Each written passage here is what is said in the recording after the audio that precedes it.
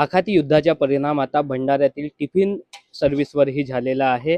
घरापासून दूर शहरामध्ये नोकरीनिमित्त आणि शिक्षणानिमित्त येणारे विद्यार्थी आणि कर्मचारी यांना 2 वेळचं जेवण मिळावं याकरिता ही टिफिन सर्व्हिस सुविधा दिली जाते।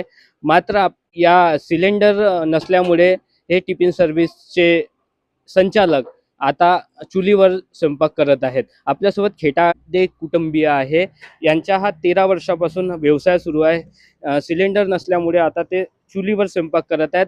दादा काय सांगशील, काय समस्या आहे? 1500 रुपयाचा सिलेंडर घेणं पॉसिबल नाही आहे आणि आमचे 13 वर्षापासून कस्टमर जुळलेले आहेत। स्टुडंट आहेत, कुठे काम करणारे जॉबवर असतील ते आहेत। आता त्यांना आम्ही उपाशी ठेवू नाही शकत, म्हणून आम्ही पर्याय म्हणून आता चुलीवर जेवण बनवतो आणि त्यांना प्रोव्हाइड करतो। कारण ब्लॅकमध्ये सिलेंडर घेणं पॉसिबल नाही आहे आणि सर्वच गोष्टी महाग झाल्या आहेत। तेल महाग, सिलेंडर महाग, पेट्रोल महाग, सर्व गोष्टी महाग झाल्या आहेत। परंतु आम्ही आता चुलीवर जेवण बनवतो आजपासून।